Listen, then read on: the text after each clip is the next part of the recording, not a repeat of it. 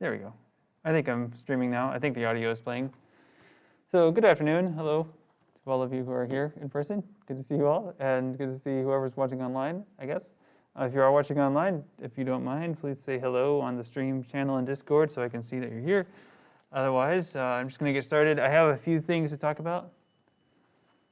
Somebody's beeping. Was that you? Was anybody here beeping? Did you hear the beeping though? Okay, it's probably fine. All right, just some beeping here.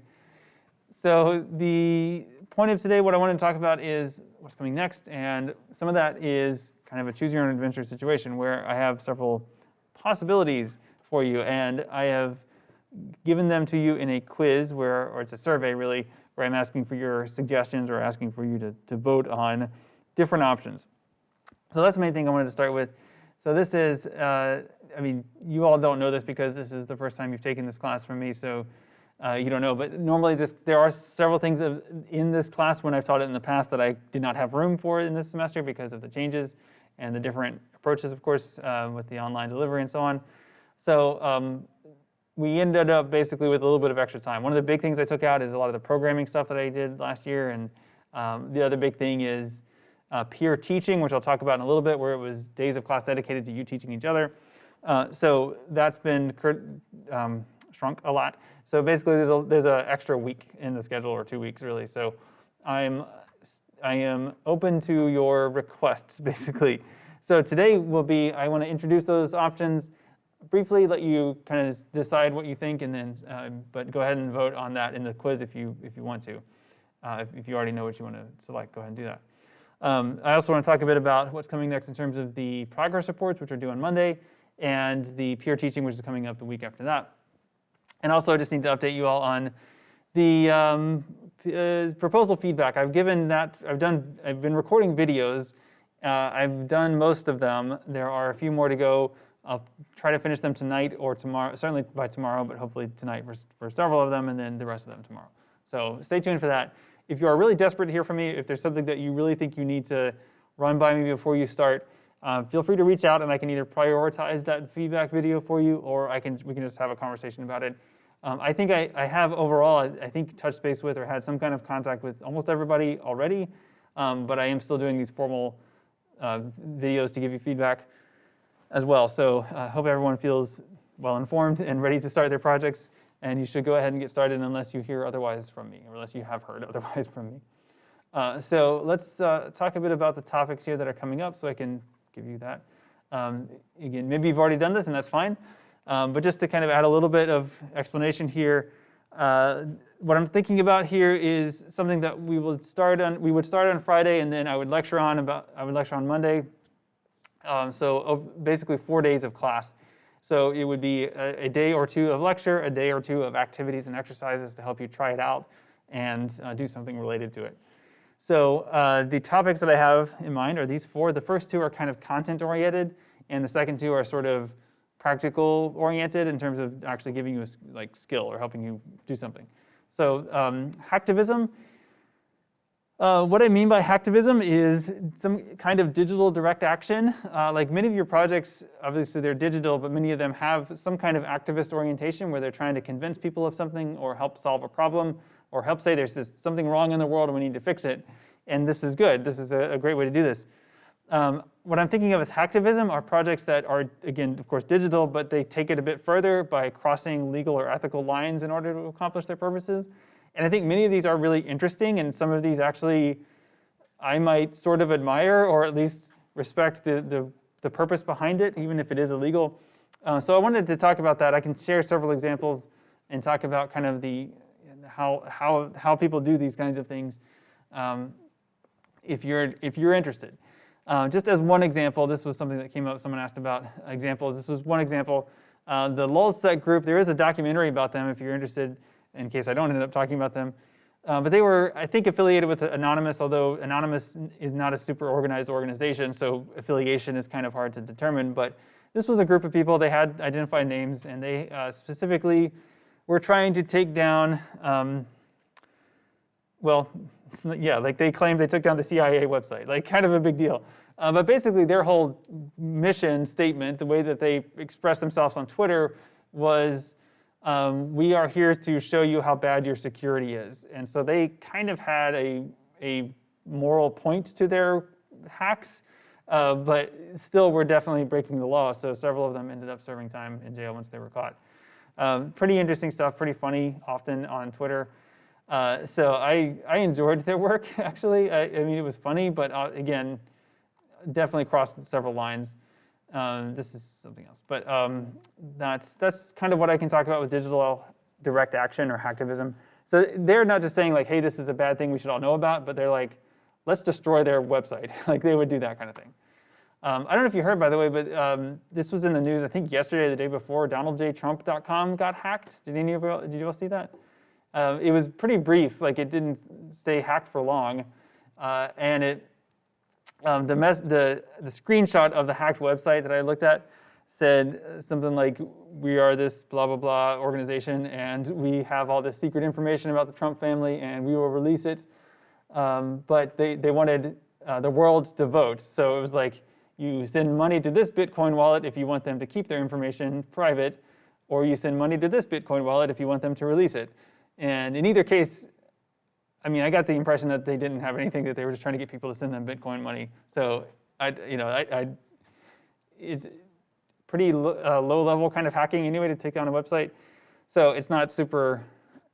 I don't think they really had data. So that's not the kind of thing I'm talking about. I think that was probably just criminals trying to make money. That's not what I'm talking about necessarily. But it is the case that people are breaking the law if they hack in certain ways, so it's important to know about it. So I can talk about it. The other thing, this one's a bit harder to describe, but the idea of content moderation is something that we frequently talk about or take for granted, that we will say something like, well, that shouldn't be on Facebook, that shouldn't be on Twitter, they should just take it down. And yes, they should, and sometimes they will. But this is a topic that I'm interested in as part of a bigger project I'm thinking about, where we tend to think of things that we tend to think of as being handled by algorithms or by computers are in many cases just being handled by other people that often are not being paid well and often are being exploited to produce this work. So if you can think of just a simple act of content moderation, let's say you see something horrifying on Facebook, graphic violence, you click the flag button, that sends that to someone to look at and decide, is this graphic violence or not? And that's something that could be traumatizing to you to have to see that, but think about that person who spends their day looking at that to decide if that's horrifying graphic violence. These are people who are suffering some real psychological harm on our behalf so that we can have a relatively violence-free Facebook. Like so I think there are things to think about with this, and there's been some reporting about this, and there are different things we can look at, but it's something to know about.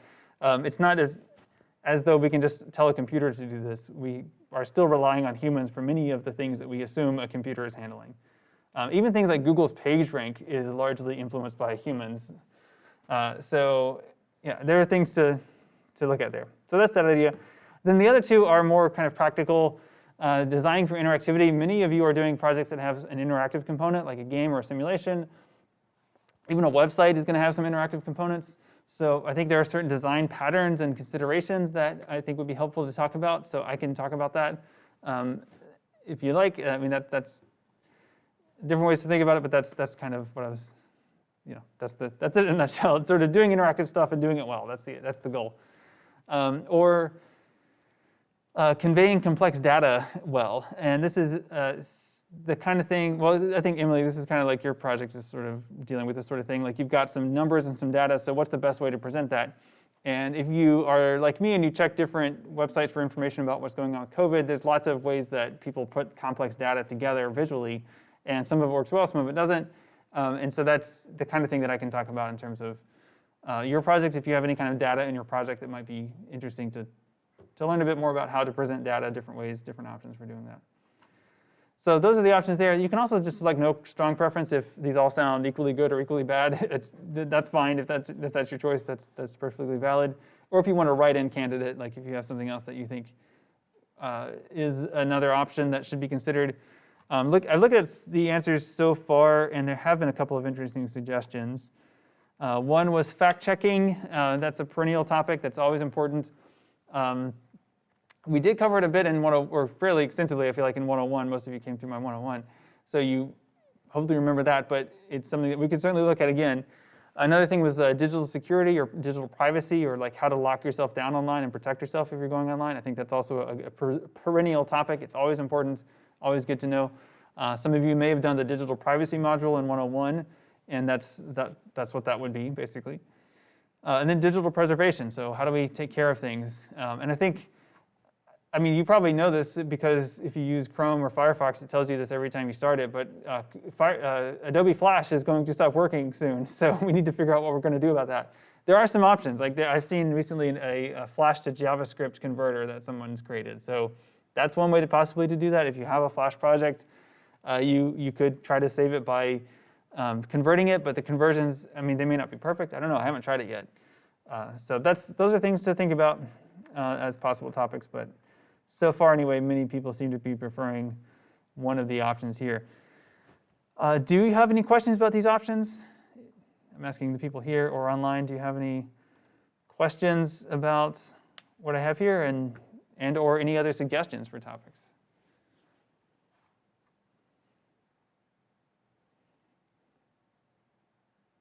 No? OK. I think, Jillian, didn't you suggest the fake news? Was that yours? Yeah, OK.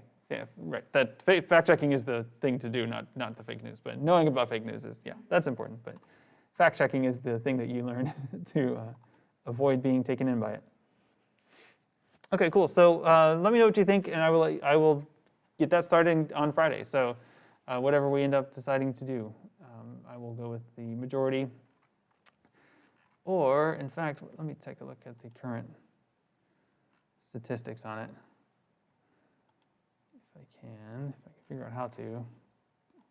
Let's see how it's going.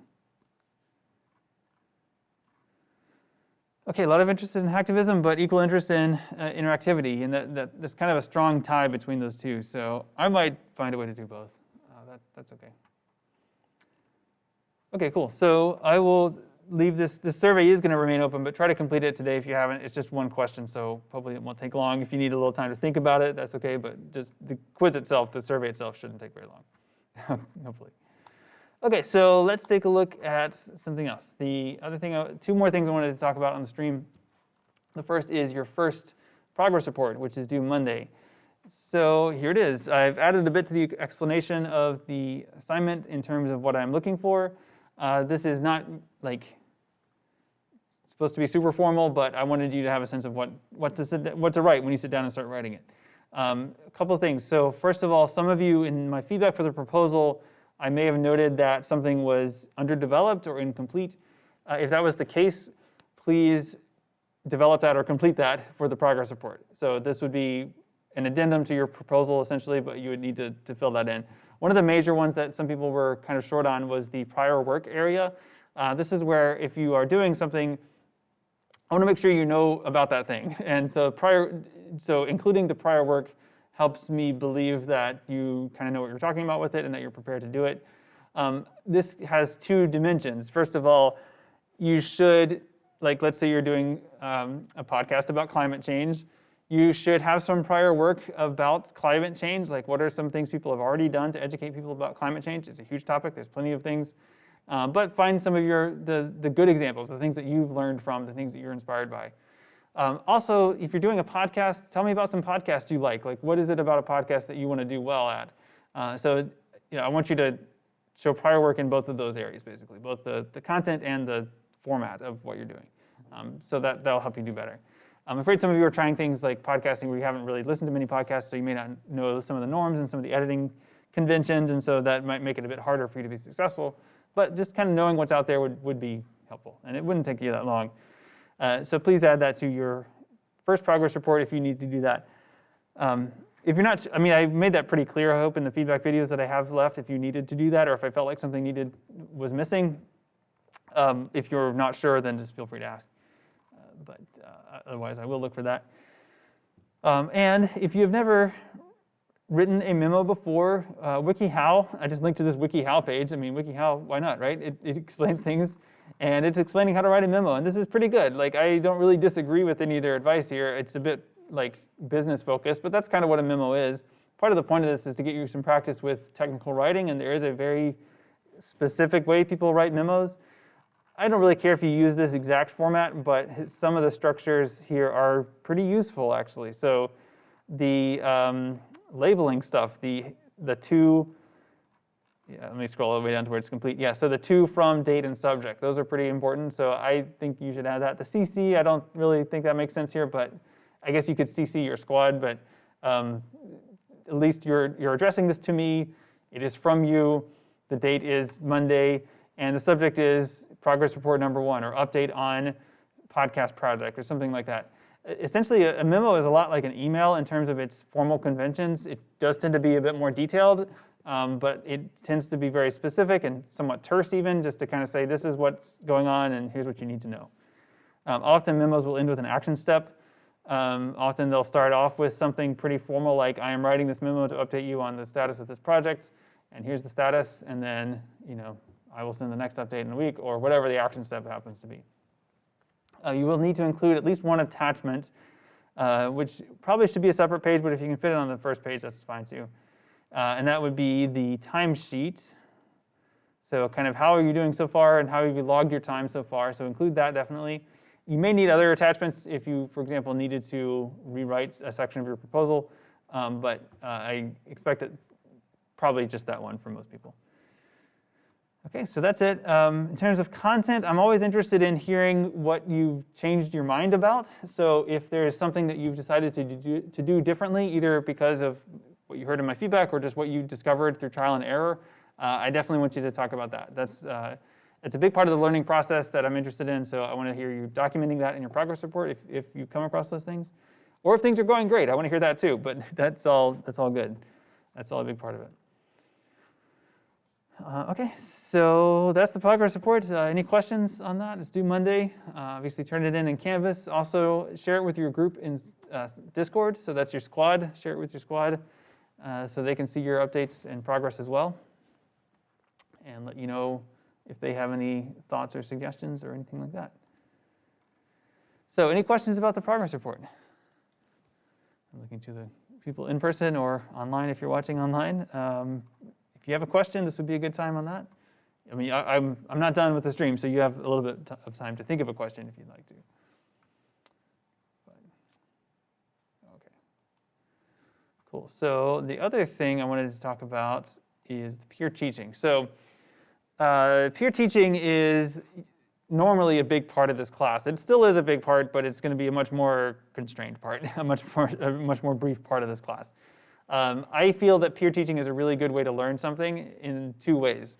First of all, in order to teach your peers something, you've got to know it pretty well. And I think that's a good way to get to know something is to teach it. I feel like I learn a lot more when I have to learn it in order to teach it. Like I feel like I learn that topic a lot better. So I've definitely experienced that in my life.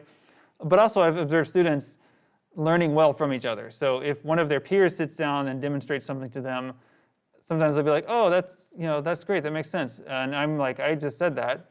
Like I literally just stood up here and said that and it didn't make sense, but you sat down and said that. You listened to someone next to you say it and it made sense. And that's fine. I just want it to make sense ultimately. I don't really care how you hear it, but often hearing from different people can help you learn something better, especially when we're talking about technical kind of things that have a lot of steps, different kinds of interfaces.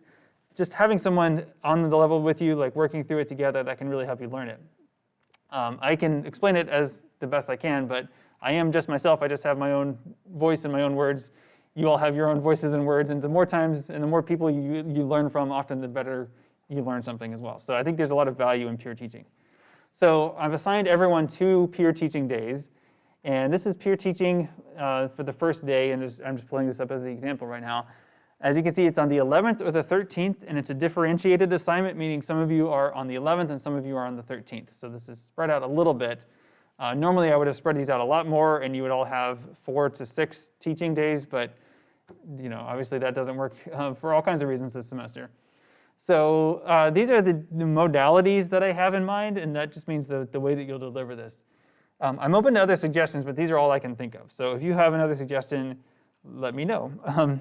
The first option is a simple in-person lecture. This is obviously only available if you're coming to class in person, but all of these options, even if you are in person, the other options are still available to you as well.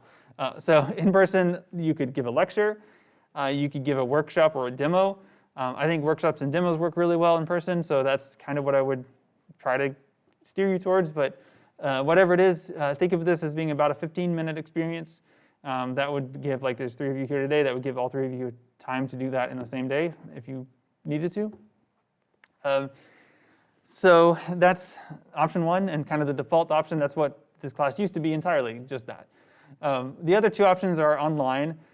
You can do something live, like a demo via Discord or Zoom, where you have people on a video chat and you're showing them something, and then they try to do what you said, and then you see how it went, and then you give them feedback based on that, and then you work together to make something happen. So that would be another thing you could do. Again, I really like that kind of teaching, so I hope that's what I would kind of recommend you do, but you could also do more of a lecture where you just explain something, and that would be okay too. And then the final 3rd option, and again, these are modality options, that would be a pre-recorded lecture. So literally just record something, again, about 15 minutes long, and then share the link to that on your teaching day. Okay, so again, those are the modalities. Do you have any other ideas for ways you could do something? Because I can't really think of anything. So now I'll add for the video stuff. If you are online, you don't have to be on camera. So if you would prefer to just broadcast your screen, that would be okay, or just record your screen, that would be okay. I think for certain kinds of things, it does go better if you are on there visually. I mean, that's what I do on my live streams on Mondays. So I would kind of recommend that. But if you would really prefer not to be visually present on screen, then I will allow that. I would just kind of, like make sure, think about your students and their learning and what's the best way for them to learn. So if you're self-conscious about your video appearing online, then if you did it over a Zoom call, it wouldn't go out beyond the audience of people connected to that Zoom call. So that might be a safer place to do that kind of thing if that's something you're anxious about.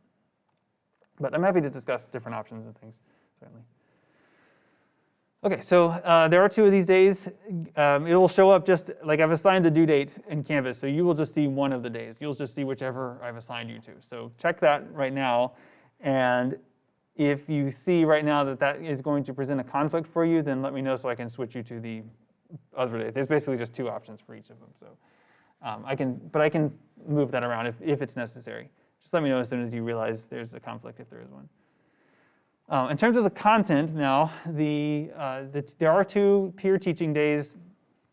On the first one, I'm asking you to talk about your content, like whatever your topic is for the project. So if you're doing a podcast about global warming, then tell us about global warming. Like what's going on with global warming? What do we need to know about it? That's your focus of your first peer teaching day. The second peer teaching day would be focusing on the format of the thing you're creating. So if you're making a podcast about global warming, the second teaching day would be all about podcasting. So that's it. Does that make sense? Okay. And I'll add more explanation to these assignment pages. I just wanted to show them to you now because they're in here and they have a due date, and you've probably seen that come up in Canvas as a due date. So I wanted to make sure you know a little bit about that. We still have a little while for that. Like it's not next week, but the week after that. So and you also probably don't yet know a lot of the things that you would be teaching because you're in the process of working on your projects right now. So that's fine. Okie doke. So are there any other questions about that or anything else? Oh, here's a question. Jessica has a question on the stream. She asked, how do we check which peer teaching day we're presenting on? It's assigned in Canvas. So when you look at the assignment, the due date you see is the day you're presenting.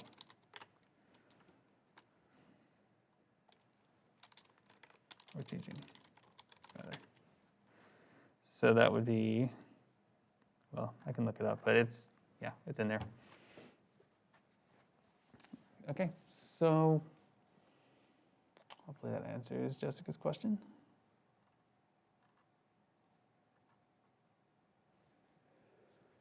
Oh boy, okay. Well, I'm trying to think if there's anything else I wanted to talk about before wrapping up the stream, but I think probably not. I think we're at the end. Okay, cool. So Yeah, I think I'm going to wrap it up, unless Jessica has another question or anybody else has a question. So yeah, if you're not, Jessica is typing. Okay. One just final, I guess, reminder or comment. Don't forget to check in with your squad, right? So this is your channel in Discord. If you're not sure how to find that, let me know. But I think most of you probably have found yours by now. Just say, hey, how's everybody going, and how's everybody doing, and whatever, like whatever you need to do to just say hi. Share your progress if you've had any made any interesting discoveries, or run into any problems. Let them know about that, and just kind of ask everyone else, like, how is their project going? Just to kind of see. Some people still are kind of gradually checking in and getting on board, so hopefully you'll have some people to chat with in your squads.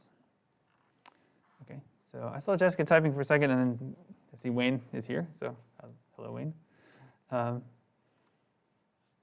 Okay, yeah, that looks right then, Jessica. If that's what it says, that's what it is. I tried to make it so if you're on Wednesdays or Fridays both time, like you're on the same day of the week, because I wanted to try to honor those. But if it's not that way, if you have a different preference, let me know.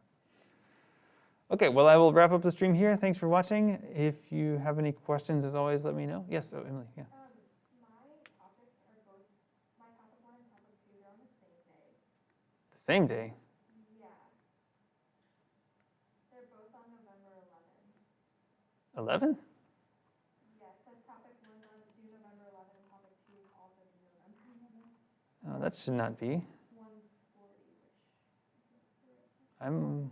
which is Oh, yeah, okay, I see what I did. I did that for you and 23 other students. So yeah, I'll shut down the stream so it doesn't show people's names, but I obviously have the wrong date for that. I meant the 18th, I guess, because that is the Wednesday of the week after the 11th, right? yeah, So my third one says the 16th, so 2 on the 11th and 1 is on the 16th. you have a third one? Yeah. Oh, wait. Oh, never mind, that's third progress. Oh, sorry, yeah. Yeah, progress reports and teaching are different, yeah. Yeah, the teaching thing is the same thing like mine too. Yeah, those are all Mondays, like the same three or two or 3 week period, but on the Mondays of those weeks, and then the Wednesdays and Fridays are the peer teaching. So, yeah, start with the same letter, so it's easy to confuse that. Okay, gonna wrap up the stream. Thanks for watching. Hope everyone's doing well out there. I'll see you later.